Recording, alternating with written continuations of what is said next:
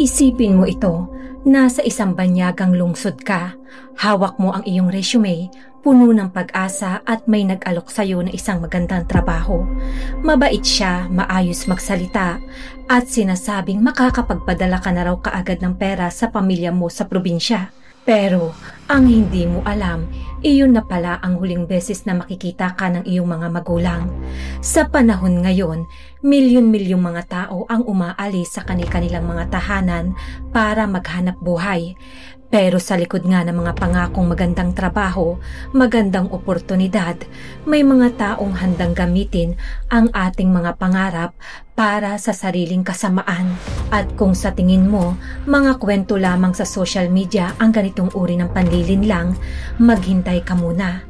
Dahil bago pa man nga mauso ang mga scam online, bago pa man sumikat ang mga human trafficking sa TikTok at Facebook, may isang kaso sa China na yumanig sa buong mundo.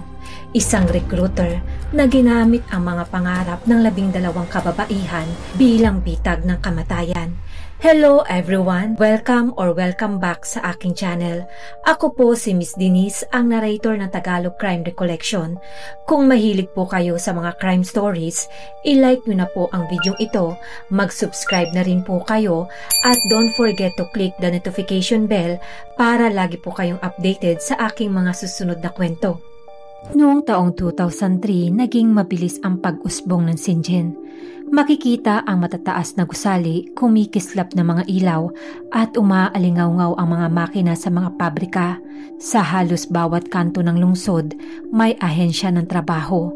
Nakapaskil sa dingding ang mga poster na may mga salitang, libreng pagkain, libreng tirahan, mataas ang sweldo. Isa sa mga agency na ito ay ang Shenzhen Yuan Job Agency sa Bujitown na nagbukas noong May 26, 2003. Dito dumadagsa araw-araw ang dose-dose ng kabataan mula sa iba't ibang probinsya, dala ang pag-asa na mabigyan ng maayos na trabaho sa pabrika o opisina. Isa sa mga kababaihan na ito ay ang 19 years old na si Jiang Yun. Galing siya sa Hubei Province. 6 na buwan na nga ang nakalipas nang tinawagan siya ng kanyang ama at sinabing mas mabuti kung sa Shenzhen na siya maghahanap ng trabaho dahil mas mataas ang sweldo sa nasabing lugar. Kaya nga iniwan niya ang tahimik na buhay sa probinsya at tinahak ang lungsod na maraming oportunidad. Nang dumating nga siya sa lungsod, iniabot ng kanyang ama ang naipon nitong pera at sinabing ibili niya ito ng magagandang damit dahil mas madali nga raw siyang matatanggap sa trabaho kung maayos siyang tingnan. Nang sumapit ang May 26, 2003, bandang alas 9 ng umaga, excited ngang umalis ng bahay si Jiang Yun upang pumunta sa Shenzhen Yuan Job Agency para mag-apply ng trabaho. Pero pagkalipas ng ilang oras, hindi na ito makontak pa. Nabahala na ang kanyang ama dahil hindi kailanman pinapatay ni Jiang Yun ang kanyang cellphone. Kaya't tinawagan niya nga ang isa sa mga kaibigan ng kanyang anak.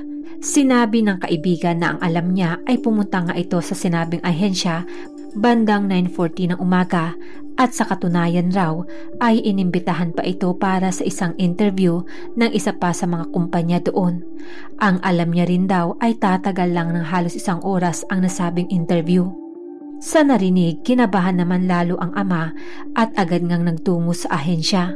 Makitid ang hagdanan, siksikan ang tao at puno ng mga poster ng hiring. Tinanong niya ang mga staff, ngunit walang nakakita sa kanyang anak. Nang humingi na nga siya ng tulong, tila wala namang gustong umaksyon. Galit at takot nga ang bumalot sa kanya ng mga oras na iyon. Kaya tumawag na siya sa pulisya. Sa ilalim ng presyon, inilabas ng manager ang talaan ng mga kumpanyang nag-recruit nung araw na iyon, 56 lahat. Nandoon nga ang pangalan ng kumpanyang nag-interview kay Jiang Yun, ngunit wala namang nakasulat na detalye o contact number na nasabing kumpanya. Nang tanungin ng pulisya, umamin ang manager na wala silang opisyal na listahan ng mga kumpanya. Basta raw magbayad kahit sino ay pwede na ngang mag-recruit ng mga aplikante doon. Huminto naman sa kanyang trabaho ang ama ni Jiang Yun upang mahanap lamang ang kanyang nawawalang anak. Lumipas nga ang mga linggo at buwan, ngunit hindi pa rin nakikita si Jiang Yun. Sa mga panahong iyon, nanatili namang bukas ang Shenzhen Yuan Job Agency. Pagkaraan ng 3 buwan habang patuloy ngang naghahanap ang ama ni Jang Yun, isang lalaki ang nakilala nito sa parehong lugar na nagngangalang Mr. Yang. Sinabi nito na nawawala din ang kanyang kapatid na babae. At gaya nga ni Jang Yun, pumunta rin sa parehong ahensya ang kanyang kapatid bago ito tuluyang maglaho. Pagsapit naman nung June 2003, isa pang dalagang nagngangalang Linji, 22 taong gulang, ang nag-apply bilang factory worker. Mula noon, hindi na rin siya nakita. Kasunod naman niya ay si Wang Lili, isang estudyanteng pansamantalang nagtatrabaho habang bakasyon, na huling nakita rin papuntang Buji Town. Nung pagsapit ng July 2003, isa pang babaeng nagngangalang Shumei, 20 taong gulang, ang nagpaalam sa kanyang ka-boardmate na pupunta lamang siya sa isang interview. Ayon nga sa mga kasamahan niya, may dala raw itong papel na may pangalan ng kumpanya at numero ng telepono. Ngunit nang subukan naman nilang tawagan ang dalaga, hindi na nga ito makontak pa. At pagsapit nga ng August at September, sunod-sunod na ang pagkawala. Si Ye na 24 years old na mula sa Sichuan at si Wo So-chong na 21 taong gulang na mula sa Guangdong, parehong huling nag-text sa kailang pamilya tungkol sa trabaho bago nga tuluyang nawala. Habang abala ang mga tao sa paghahanap buhay, unti-unting kumakalat ang pangamba sa buong Buji Town. Sa puntong iyon, nagsimula na ngang magtanong ang mga tao, bakit puro babae ang nawawala? Bakit lahat ay may parehong kwento na alok na trabaho? Ang ibang magulang nga ng mga biktima ay naglakbay pa mula sa kanilang probinsya patungong Shenzhen. Bit-bit ang mga larawan ng kailang mga anak. Umaasang may makakakita pa nga sa kanila. Ang ilang ina araw-araw na nakatambay sa labas ng ahensya, hawak ang litrato ng mga anak habang tahimik na umiiyak. Ngunit habang ang mga pamilya ay naghahanap ng sagot, ang ahensya ay patuloy pa rin na nag-ooperate parang walang nangyayari. Mula May hanggang September 2003, 12 babae ang naglaho. Lahat nga ay nasa edad 19 hanggang 25, lahat ay huling nakita sa parehong ahensya. May mga nagsasabing baka sa likod nito ay isang sindikato. May mga nagsasabi ring baka nabiktima ito ng isang serial killer. Noong una, iniisip ng pulisya na magkakahiwalay lang na kaso ito. Ngunit nang umabot na nga sa 12 babae ang nawawala, saka lang nila naunawaan na may isang taong nasa likod ng lahat ng ito. Agad nga silang bumuo ng Special Task Force mula sa Shenzhen Public Security Bureau. Pinagsama ang mga investigador mula sa 6 na presinto. Sinimulan nilang kapanayamin ang bawat recruiter at kumpanyang dumaan sa ahensya. At doon lumitaw ang unang totoong bakas. Isang pahayag nga mula sa isang recruitment manager na nagngangalang Mr. Wang. Ayon sa kanya, ilang buwan na nga niyang napapansin ang isang kakaibang lalaki na madalas pumunta sa ahensya. May accent ito ng Yunan at lagi raw itong nakasuot ng parehong lumang jacket. May kasama rin daw itong isang batang babae at sinasabing ito rin ang kanyang katulong sa pagre-recruit. Hindi raw ito tulad ng ibang recruiter dahil hindi siya marunong makihalubilo at palaging babae lamang ang kinukuha, mga nasa edad 20 at magaganda. Napansin din nga ni Wang na iba-iba ang pangalang ginagamit ng lalaki sa tuwing siya ay magre-recruit. Nang tanungin nga ng pulisya kung bakit hindi niya agad ito inireport, sinabi ni Mr. Wang na wala naman kasi siyang sapat na ebidensya at natatakot din siya na baka balikan siya nito pag nagsumbong siya. Gamit ang mga detalyadong paglalarawan ni Wang, gumawa ang mga investigador ng composite sketch ng suspect. Ipinakalat ito sa mga lansangan ng Buji Town, sa mga terminal at sa mga gusaling may mga recruitment office. Ayon nga sa ilang nakapanayam na mga testigo, kilala siya bilang si Mr. Shi. Samantalang makalipas ang ilang araw, isang tendera ng noodle shop ang nagbigay ng mahalagang impormasyon. Ayon nga sa kanya, madalas daw kumain doon ang nasabing lalaki kasamang isang batang babae na tahimik lamang. Tinatawag daw siya ng mga tao sa lugar bilang Old Ma. Mula sa tip na iyon, natuntun nga ng mga investigador ang isang apartment na inuupahan ng lalaki sa Daping Road Room 201 ng Building 38. Noong October 12, 2003, madaling araw, nagpasya ang mga otoridad na salakayin ang nasabing lugar. Tahimik silang pumesto sa labas ng gusali, naghintay ng tamang sandali at kumatok. Ilang sandali pa bumukas na ang pinto at humarap sa kanila ang isang lalaking kalmado. Walang makikitang kaba sa kanyang muka, parang alam niya na nga kung bakit naroon ang pulisya.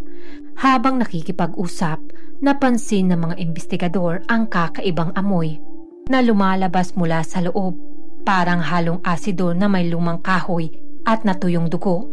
Nang pumasok sila, tumambad ang eksenang hindi nga nila malilimutan habang buhay. Sa loob ng maliit na kwarto, nakakalat ang mga bag, pitaka at mga sapatos ng pambabae. Sa mesa nakahilira ang 12 cellphone. Sa mga drawer may mga ID card, lipstick at mga gamit na pawang pagmamay-ari ng mga nawawalang aplikante. Sa ilalim ng lumang kutsyon may nakatagong mga plastic bag na may bahid ng mga dugo. Sa loob naman ng isang kahon, natagpuan nila ang mga piraso ng damit na tinahi. At nang tanungin nga ng pulisya kung kanino ang mga ito, ang sagot lang ng lalaki ay naiwan lamang daw ito ng mga aplikante. Babalikan din daw nila ito. Alam na nga ng mga investigador na hindi iyon totoo. Agad siyang inaresto at dinala sa presinto para sa masusing interogasyon. Sa unang araw, tahimik lamang ang lalaki, nakatingin lang sa sahig at minsan ay ngumingiti pa ito sa mga tanong ng pulisya. Ngunit makalipas ang 24 na oras, napagod na nga siya.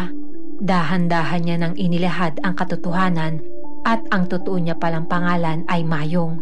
Ayon nga sa kanyang unang salaysay, inakit niya raw ang 12 biktima ng magagandang trabaho na may malaking sahod. Pero ang totoo raw, ibinenta niya ang mga ito sa isang kriminal na gang sa Hong Kong. Sinabi niya rin na tinarget niya ang mga kabataang babae na nagmula sa mga probinsya dahil ang mga ito ay madali lamang na malinlang. Sa bawat babae nga raw ay kumikita siya ng 1,000 yuan, humigit kumulang $120. Ngunit nang tanungin naman ng mga pulisya ang pangalan at contact number na nasabing gang, ay wala naman siyang maibigay sa mga pulis. Bago nga natin ipagpatuloy ang kwento, mahalagang kilalanin natin si Mayong. Ipinanganak si Mayong noong 1960 sa Hunan Province sa isang mahirap ngunit disenteng pamilya. Tahimik at mahiyain siya nung bata, ngunit kilala sa kanilang lugar bilang matigas at mainitin ang ulo. Ayon sa mga kapitbahay, bihira siya makipaglaro o makahilubilo sa ibang bata. Mas gusto niya ngang mag-isa, nakatingin sa malayo, para bang may mga bagay siyang iniisip na hindi kayang ipaliwanag ng iba. Habang lumalaki, naging mapanlinlang siya. Hindi siya mahusay sa paaralan ngunit matalas mag-isip at mabilis na makabuo ng mga paraan para makalusot sa kanyang kalokohan. Nang tumanda, natutunan niyang gamitin ang kanyang talino sa panlilinlang. Madalas siyang magpalit ng trabaho at tirahan at tuwing siya ay natatanggal, may kakaibang nangyayari. Nawawala ang mga gamit, pera o minsan pati ang mga tao. Noong 2001, lumipat siya sa Shenzhen. Ngunit para kay Mayong, ito ay hindi pagkakataon para magbagong buhay, kundi pagkakataon para muling mambiktima. Sa mga unang buwan niya sa lungsod, naging tindero siya ng mga mumurahing produkto sa gilid ng kalye.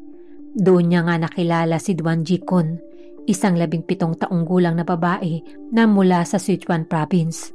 Isang simpleng dalagang walang masyadong pinag-aralan at sa murang edad ay ipinagkasundo na nga siya ng kanyang pamilya sa isang lalaking halos 3 beses ang tanda sa kanya. Si Mayong nasanay sa panlilinlang ay nakita sa kanya ang perpektong biktima, isang mahinang babae, takot at madaling paikutin. Ngunit para naman kay Duan, si Mayong ang unang taong nagpakita sa kanya ng lambing at atensyon. Nagsimula ang lihim na pagkikita, palihim na mensahe, hanggang sa tuluyan na ngang mahulog ang loob niya sa lalaki. Habang si Mayong naman ay unti-unting ginamit ang damdamin ng babae sa kanyang sariling plano. Pagkatapos ng 2 taon, noong March 2003, nagpasya nga si Mayong na umupa ng maliit na apartment sa Daping Road sa loob ng Buji Town. Pagkalipas ng 1 buwan, tuluyan na rin nakapaghiwalay si Duan sa kanyang asawa at lumipat nga ito sa tirahan ni Mayong. Ang nasabing kwarto ay napakaliit, luma na at walang gaanong ilaw. Ngunit para kay Mayong, iyon na nga ang magiging perpektong taguan. Mula roon, nagsimula na siyang maghanap ng paraan para kumita ng pera. Hindi na siya kontento sa pagbibinta lamang sa kalye. Nais niya ang mas madali, mabilis at mas madugong paraan. Sa panahong iyon, isang ideya nga ang nabuo sa kanyang isip. Gumawa ng mga peking recruitment booth sa mga ahensya ng trabaho. Kukunin niya ang tiwala ng mga babae at kapag nagtagumpay siya, kukunin niya rin ang kailang mga buhay.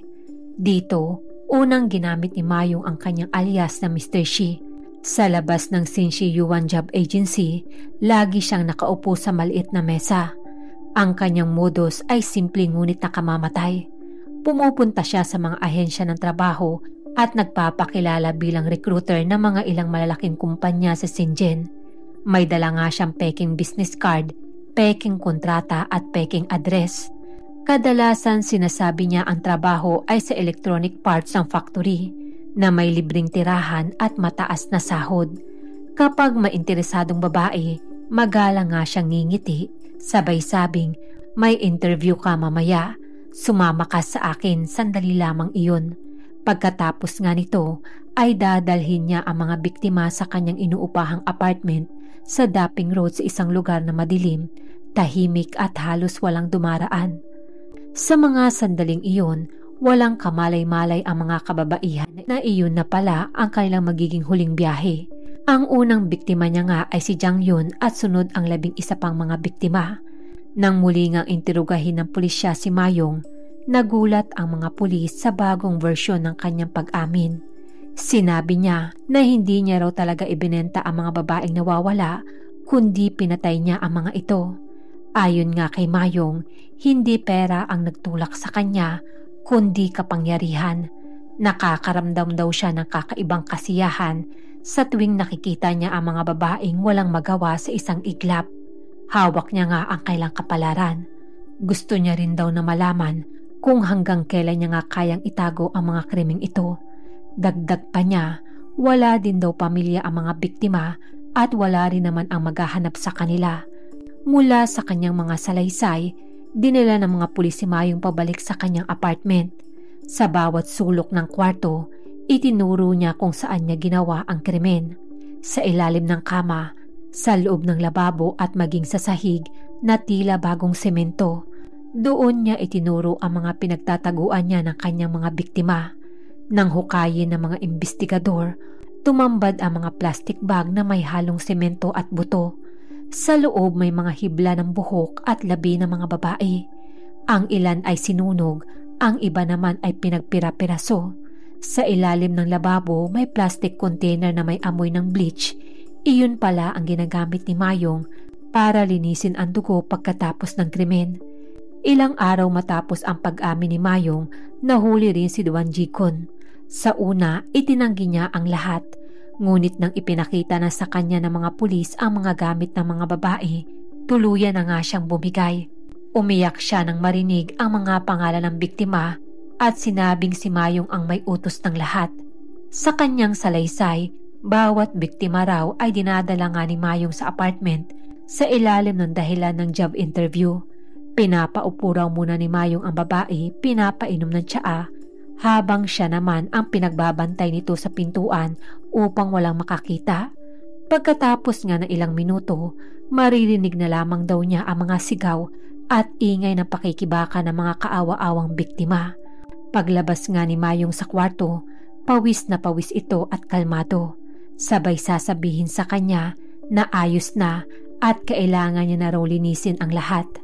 Ayon sa pag-amin ni Duan Jikun, ang mga biktima ay sinasakal gamit ang sinturon, minsan naman ay hinahampas ng martilyo sa ulo. Pagkatapos, pinupunit din ni Mayong ang mga gamit, tinatanggalan ng anumang pagkakilanlan at pinagpipira-piraso ang katawan gamit ang kutsilyo at lagari. Ang mga labi ay inilagay niya sa plastic bag, binalot ng semento at itinatago sa ilalim ng sahig. Kapag napupuno na ito, itinatapon niya naman ang ilan sa kanal o basurahan sa likod ng mga gusali. Ang mga damit ng mga biktima ay pinapalabahan niya kay Duan upang walang maghinala at minsan ay ginagamit pa nga ni Mayong ang cellphone ng mga babae para mag-text sa kanilang pamilya. Nagpapanggap na sila ay abala lamang sa trabaho. Sa loob nga ng 5 buwan, 12 babae ang pinatay nila. Bawat isa'y naloko sa parehong paraan. Nang ipakita ng pulisya kay Mayong ang mga litrato ng kanyang mga biktima, wala itong naging emosyon. Tahimik lang siyang nakatingin, minsan ay ngumingiti pa, para bang ipinagmamalaki ang galing niya sa pagtatago sa kanyang ginawang krimen. Nang tanungin siya kung bakit niya ginawa ang lahat, sumagot siya ng malamig, "Dahil kaya ko at wala na rin namang maghahanap sa kanila." Para naman kay Duan, naging malinaw na siya rin ay biktima ng labis na takot. Ayon sa kanya, ilang beses niya nang tinangkang tumakas, ngunit palagi naman siyang pinagbabantaan ni Mayong na papatayin kapag nagsumbong. Ngunit sa mata ng batas, ang kanyang katahimikan ay isang uri ng pagkakasangkot. Ipinag-utos ng Shenzhen Police ang paghahalughog sa buong bahay. Sa bawat pader at semento ay may nadiskubring buto, buhok at piraso ng tela. Matapos ang forensic testing, napatunayan na ang dugo at ang mga labi ay mula sa 10 babae. Ang 2 pang biktima ay hindi na natagpuan kailanman. Mula rito, nagkaroon ng malinaw na larawan ng buong katotohanan. Isang ordinaryong apartment na ginawang libingan ng mga pangarap. Noong November 20, 2003, binuksan ang paglilitis sa Shenzhen Intermediate People's Court. Si Mayong na nakasuot ng prison uniform ay pumasok na parang wala lang, walang emosyon, walang takot. Habang binabasa nga ang mga pangalan ng mga biktima, umaalingaw-ngaw ang iyak sa loob ng korte. Isa sa mga ina ay hindi na nakapagpigil, tumayo siya, umiyak at sumigaw. Sinabi niya ang mga salitang, "Bakit niyo ginawa ito sa mga anak namin? Anong kasalanan nila?" Ngunit si Mayong nakatingin lang, malamig at walang reaksyon. Sa ikalawang araw ng paglilitis, umamin na nga si Mayong sa lahat ng kasalanan. Ngunit sa halip na magsisi, tumawa pa siya at sinabing, "Kung may pagkakataong ulit, gagawin ko pa rin." Ang linyang iyon ang tuluyang nagpagalit sa lahat ng naruroon. Ang ilan nga ay halos sugurin siya sa labis na galit, ngunit pinigilan ng mga gwardya. Si Duan Jiko naman ay tuluyan ng gumuho. Umiiyak siya at humihingi ng tawad. Sinasabing pinilit lamang siya ni Mayong, ngunit para sa korte, kahit pabiktima siya ng takot, kasabwat pa rin siya sa krimen. November 27, 2003, ibinaba ang hatol, parusang kamatayan para kay Mayong sa pamamagitan ng lethal injection at parusang kamatayan na may 2 taong suspensyon kay Duan Jikon, isang uri ng sentensya na maaaring maging habang buhay na pagkakulong kung magpakita siya ng pagsisisi. Nang basahin ang hatol, nanatiling tahimik si Mayong, bahagya pang ngumiti, samantalang si Duan naman ay bumagsak sa sahig. Umiiyak, paulit-ulit na sinasabing hindi ko gustong mangyari ito. December 18, 2003, sa isang lihim na pasilidad ng Shenzhen, isinagawa ang hatol kay Mayong. Bago nga siya isalang, tinanong pa siya ng opisyal kung may gusto siyang sabihin. Sagot niya ay wala, tapos na. At sa loob ng ilang minuto, natapos ang buhay ng lalaking pumatay sa 12 inosente. Si Duan Jiko naman ay nanatili sa bilangguan. Tahimik, halos hindi ito nakikipag-usap sa iba. Pagkaraan nga ng ilang taon, inilipat siya sa ibang pasilidad at tuluyan nang nawala sa mata ng publiko. Matapos ang kasong ito, nayanig ang buong Shenzhen at maging ang pamahalaan ng China. Sa utos ng Ministry of Labor and Social Security, ipinasara ang mahigit 300 illegal na job agency sa buong lungsod. Nagpatupad din ng bagong regulasyon upang bantayan ang mga recruitment center at pigilan ang human trafficking. Naging aral nga ito sa buong bansa, isang paalala na sa likod ng mabilis na pag-unlad, may mga inosenteng nagiging biktima ng kasakiman. Ngunit para sa pamilya ng mga biktima, walang hustisyang makakapantay sa sakit. Ang ilan nga sa mga magulang ay araw-araw pa ring bumibisita sa mga puntod ng kailang anak. Ang 2 ay wala pa ring bangkay na nailibing. Sa isang panayam, sinabi ng ama ni Jang Yun, ang mga anak namin ay umalis para magtrabaho, hindi para mamatay. Kung may hustisya man, sana sa susunod, wala ng ibang batang babae ang madadala sa ganitong kasinungalingan. Sa kwentong ito, natutunan natin kung gaano kahalaga ang pag-iingat. Marami sa mga biktima ay bata at excited para sa bagong trabaho, pero nalagay sa peligro ang kailang buhay. Paalala sa ating lahat, laging mag-double check ng mga job offer. Huwag basta-basta magtitiwala sa mga estranghero. I-share din ang inyong mga location sa inyong pamilya o mga kaibigan kapag pupunta kayo sa isang interview. Kung ikaw ang magulang, kapatid o kaibigan ng isang naghahanap ng trabaho, ano ang pinaka-importanting payo ang maibibigay mo para maprotektahan sila? I-share nyo na lang po ang inyong opinion sa comment section. Maraming salamat po sa inyong lahat. Kung nagustuhan nyo po ang aking video sa gabing ito, i-like nyo na po ito. Mag-subscribe na rin po kayo kung hindi pa po kayo nakakapag-subscribe. At don't forget po to click the notification bell para lagi po kayong updated sa aking mga susunod na kwento. See you in my next video.